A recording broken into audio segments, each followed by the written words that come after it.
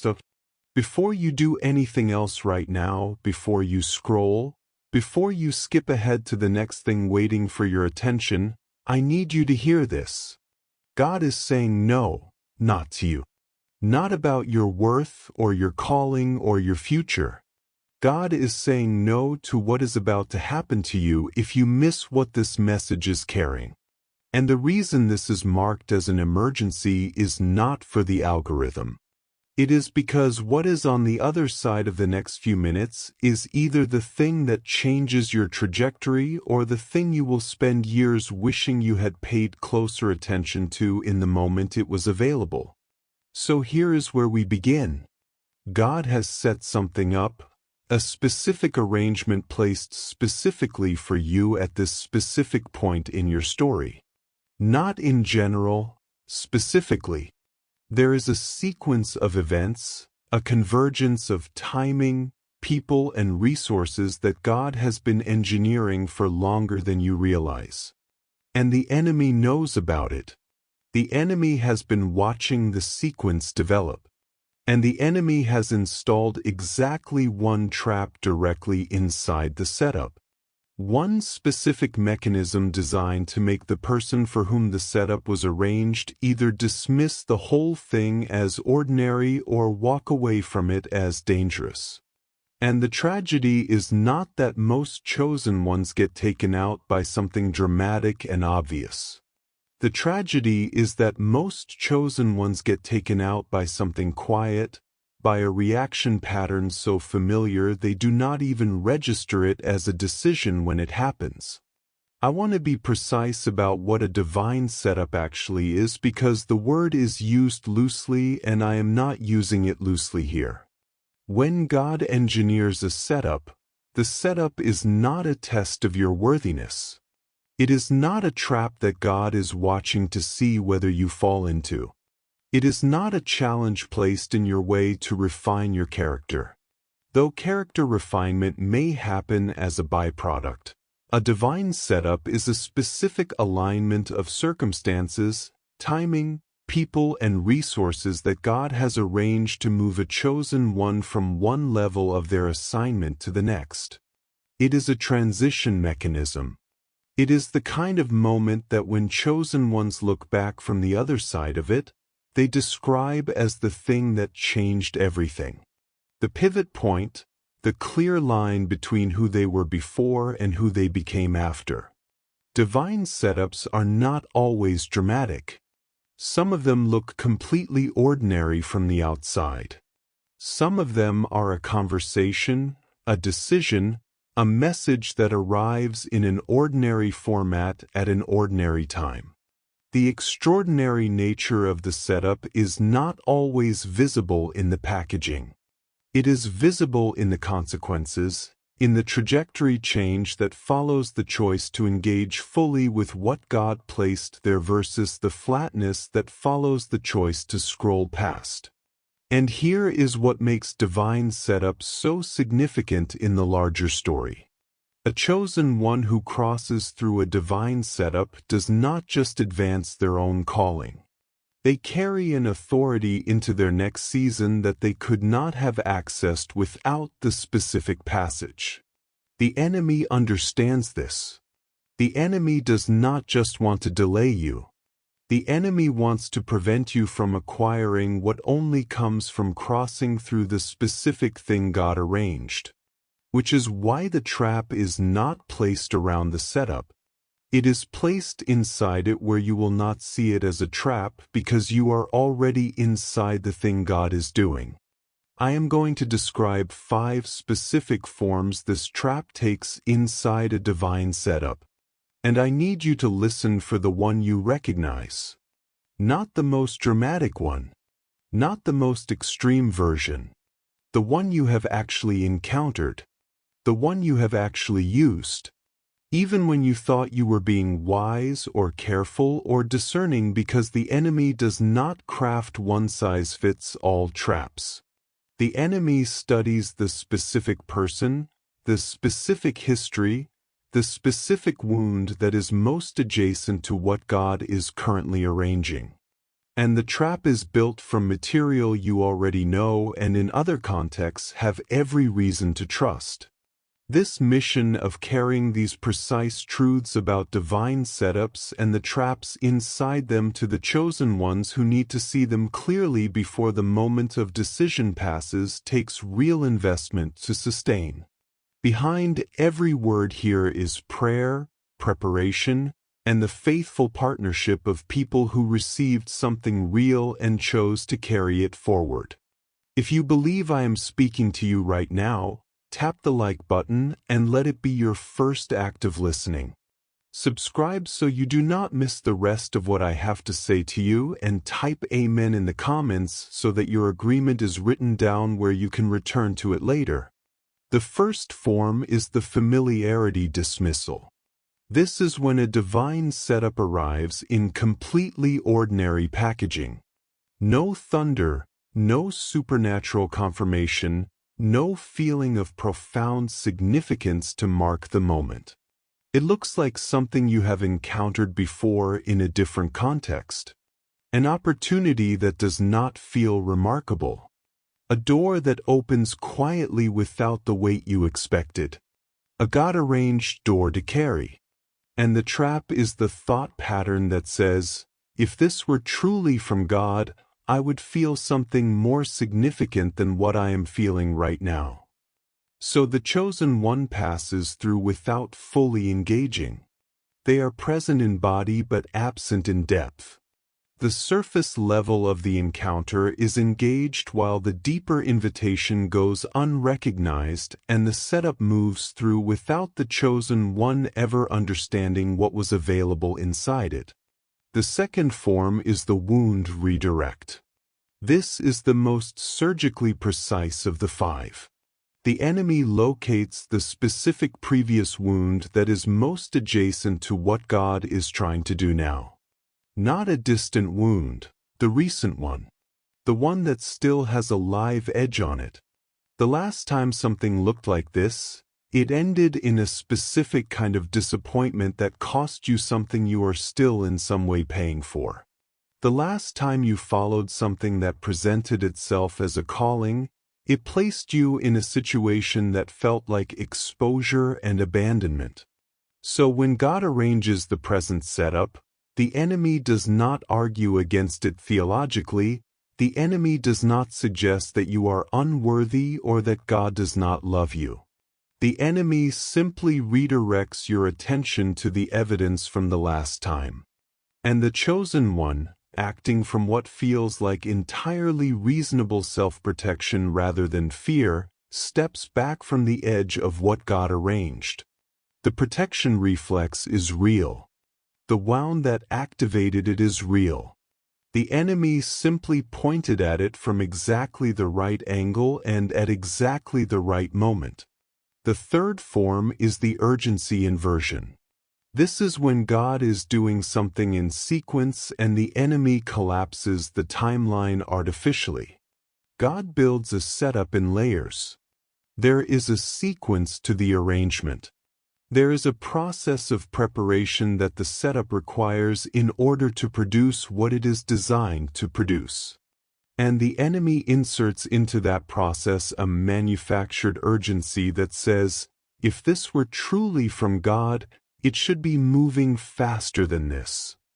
So the chosen one either abandons what God arranged because it appears to have stalled, or they begin to force the timing in ways that actually break the sequence that made the setup possible.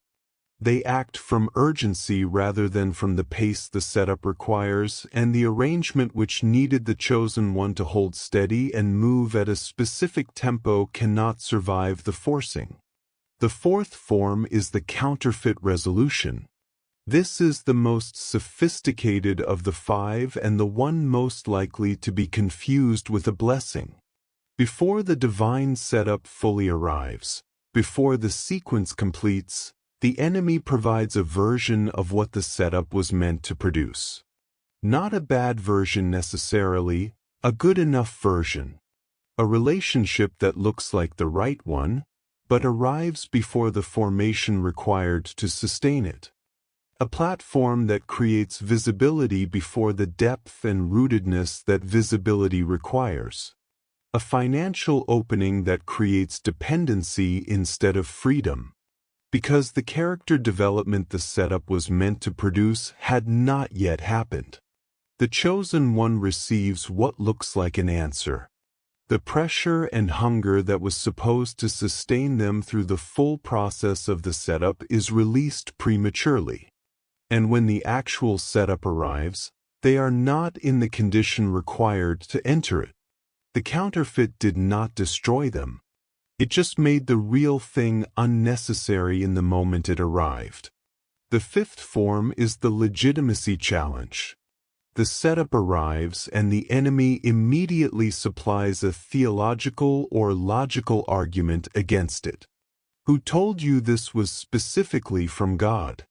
What evidence do you have that this is not simply a coincidence or a product of wishful thinking? Do you know how many people have believed God was doing something specific and have been wrong? Sometimes catastrophically wrong. This form is particularly effective against chosen ones who have a developed intellectual and spiritual life, who value genuine discernment, who have watched others go off track by claiming divine direction for decisions that were ultimately self-serving. The enemy weaponizes the very discernment that was developed through faithfulness.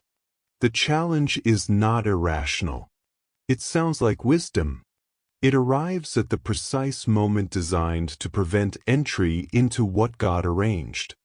And the chosen one walks away feeling responsible and careful rather than feeling like they just stepped out of a setup. Now I want to ask you something directly. Which of these five did you recognize? Not the one that sounded most interesting theologically. The one your chest responded to. The one that matched a season you have been through or a specific moment you are in right now. Because the reason God said no, no, no, is not that the setup is too dangerous for you to enter. It is that the enemy has placed one of these five traps inside the setup. And without seeing it clearly, the most sincere and capable chosen ones walk into the trap from inside the very thing God arranged for their advancement. Today we are going to do something different. We are going to see it clearly before the moment of decision arrives. I want to go deeper into why the trap works. Not just the five forms which we named in the first part of this message, but the mechanics underneath them. Because if you only know what the trap looks like from the outside, you can recognize it in hindsight. But if you understand why it works, you can recognize it in real time while you are inside the setup before the moment of decision has passed. The trap works because of a specific dynamic that shows up in every major divine setup recorded in Scripture.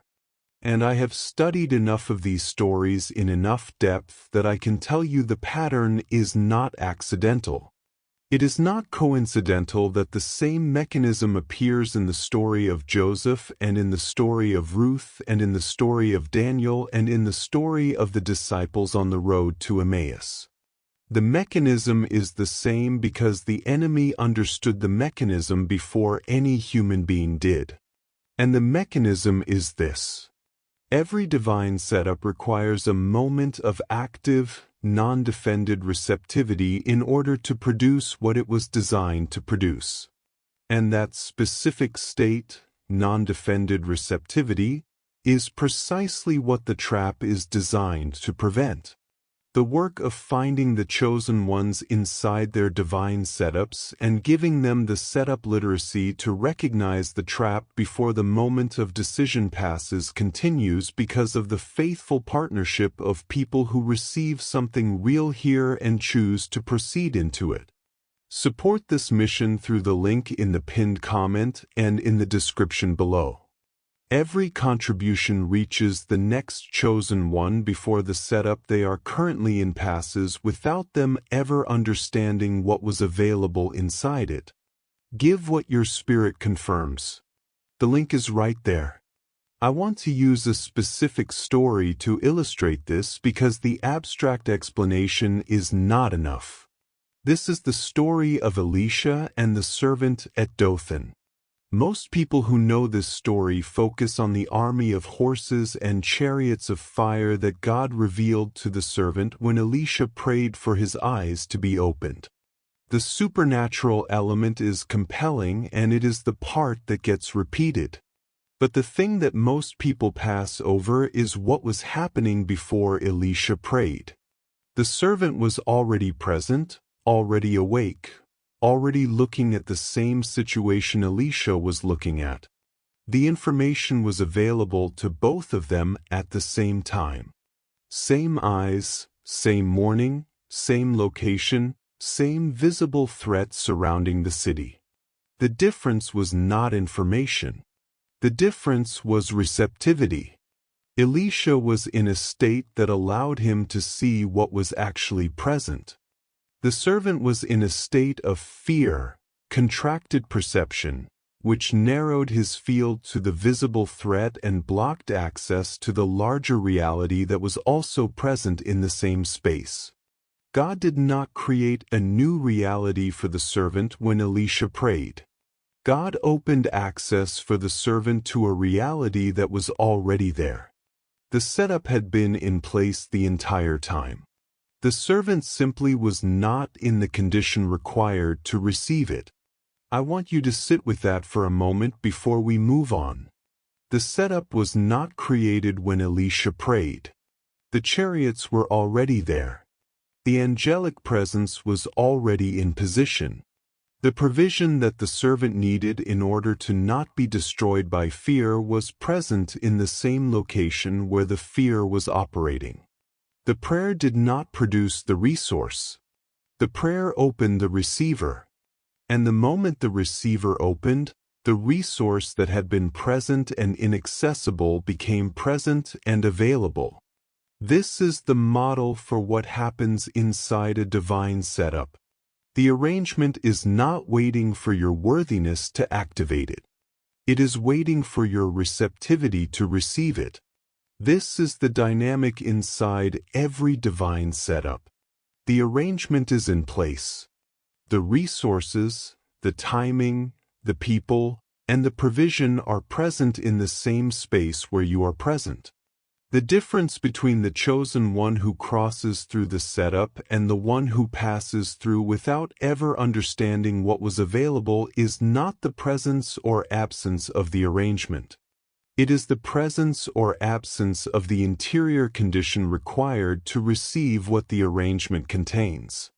And now I want to name something that most of this conversation avoids because it feels uncomfortable to say directly. The reason most chosen ones are not in that interior condition when the divine setup arrives is not a spiritual failure. It is not a lack of faith or a defect or evidence that they are not truly chosen. It is a specific neurological reality about how the brain processes information under sustained pressure and stress, and how that processing mode affects the capacity for exactly the kind of non-defended receptivity that divine setup requires. We are going to come back to this in a few parts. For now, I want you to hold it as a question. Why, despite your sincerity and your genuine desire to receive what God has for you, does the reception often feel partial? Why does the clear knowing come and go? Why does the moment of deep certainty arrive and then fade before you have fully acted from it? There is something specific that happens in the brain of a person who has been carrying sustained pressure for a long time. Something measurable. Something that the Nobel Prize research we will discuss later in this message addresses directly. For now, the thing I want to name is this: the experience of knowing something deeply and then losing access to that knowing within minutes or hours. The experience of being certain in one moment and uncertain in the next. The experience of the signal arriving clearly and then becoming static is not a spiritual symptom. It is a neurological one. And neurological symptoms have neurological solutions. Let me tell you about a woman I will call Rachel. Not her actual name, but her story is real. And it is the story I receive in more variations than almost any other from people who engage with this content deeply. Rachel had been in a specific season of preparation for years, not passive preparation, but active, committed, costly preparation. She had said yes to every invitation to grow that had arrived in that season. She had done the inner work. She had built the disciplines. She had cleared the debts and the relationships and the mental patterns that she knew were blocking her. By every metric she was aware of, she was ready. And then the divine setup arrived. It did not look the way she had imagined it. It arrived as a specific invitation to step into a space that was adjacent to her calling, but not exactly her calling as she had been holding it. It arrived with an unusual messenger, someone she would not have expected God to use based on her existing understanding of how God had been working in her life. It arrived quietly without confirmation from the people she had been asking for confirmation. And Rachel, who was sincere and prepared and genuinely chosen, did 2 of the 5 things we named in the first part of this message. She applied the familiarity dismissal because the packaging was unfamiliar. And then she applied the legitimacy challenge because she could not get confirmation from the sources she had been consulting. The setup passed, not gone permanently. God does not abandon setups, but the sequence that was arranged moved into a different configuration. The specific convergence of timing and people and resources that was present in that window was no longer present in the same way 6 months later. And what Rachel described when she finally understood what had been available was not regret in the dramatic sense. It was a quiet, specific grief for the particular version of the thing that had been arranged for that moment that was no longer available in that exact form. She also described something that I want to name directly because I have heard it in enough variations to know it is not unique to her.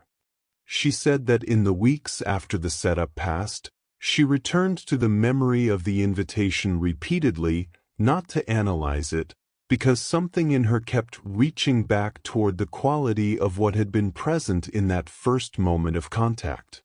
That initial flash of knowing before the analysis began. It was as if the deeper part of her understood what the analytical part had dismissed and was not willing to fully accept that dismissal as final. That reaching back is significant. It is the signal trying to be heard after the moment for acting on it has passed. It is the receiver trying to stay open past the point where the transmission was available. She told me she knew in the first 10 minutes that something was significant about the invitation.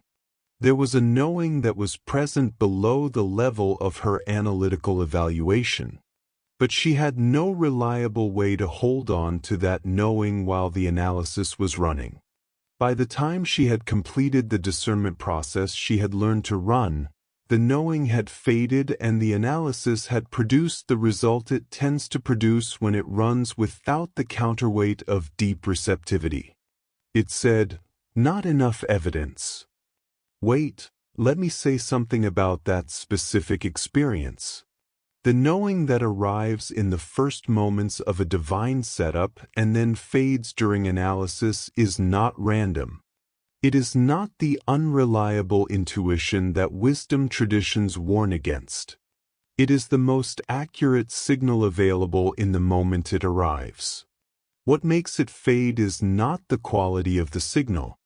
It is the specific neurological condition of the receiver when the brain is operating in the partial capacity that sustained pressure and stress produces over time. The capacity to hold open awareness, to sustain a signal without immediately resolving it into the categories of the analytical mind, is dramatically reduced. The The signal arrives. The analytical system immediately begins processing it, and in the processing, the depth of the signal is lost while the surface information remains. You remember that something felt significant. You cannot access what the significance was pointing toward, and the setup that required you to move from the depth of the knowing passes while you are working with the memory of it. We are now at the heart of this message. And I want to pause here and say something directly. This ministry was built to find the chosen ones at the exact moment when the arrangement God engineered for their advancement is in front of them. Choirs. We have named the 5 forms the trap takes. We have named the dynamic of non-defended receptivity and why it is both necessary for a divine setup to deliver what it contains and precisely what the trap is designed to prevent. We have looked at the story of Elisha and the servant at Dothan. We have followed Rachel through the setup that passed and the specific grief of understanding in retrospect what was available.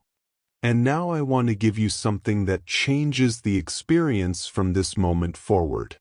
Not eventually starting in the next few minutes of this message. There are 3 specific practices that build what I am going to call setup literacy. The ability to recognize a divine setup while you are inside it rather than only in hindsight. These are not abstract spiritual principles.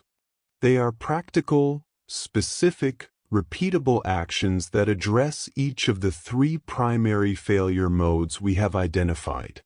I am going to describe each one carefully, and then we are going to do one of them together in this message before we close. The first practice is the stillness interrupt. This addresses the familiarity dismissal and the legitimacy challenge, the 1st and 5th forms of the trap. When something arrives that may be a setup, before you evaluate it, before you run the discernment process, before you consult anyone, before you do anything with the content of the invitation, you take 30 seconds of complete stillness.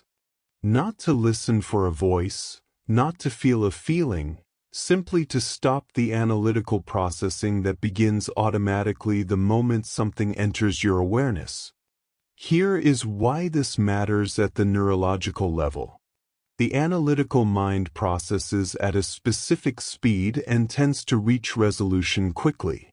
The deeper receptive capacity of the right hemisphere processes more slowly and requires the analytical system to pause in order to contribute its reading of the situation.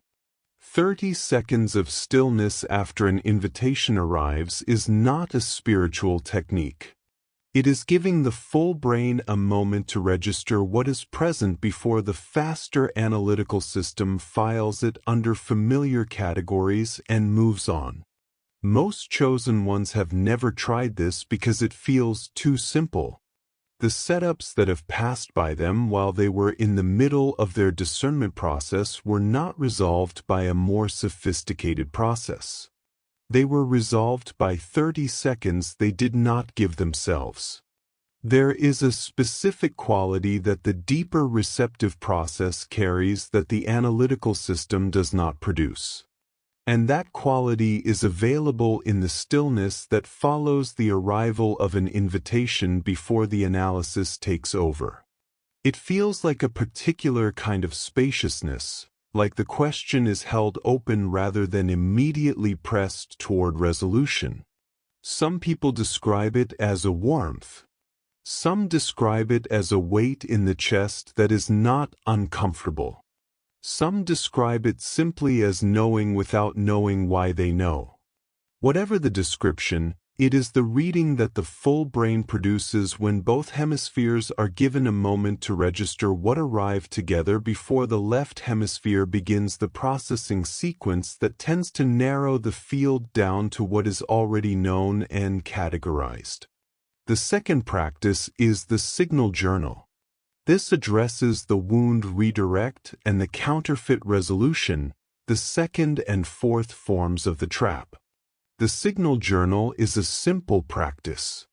Anytime you have an experience of the knowing I described in the previous part of this message, the flash of recognition that arrives before the analysis starts, you write it down.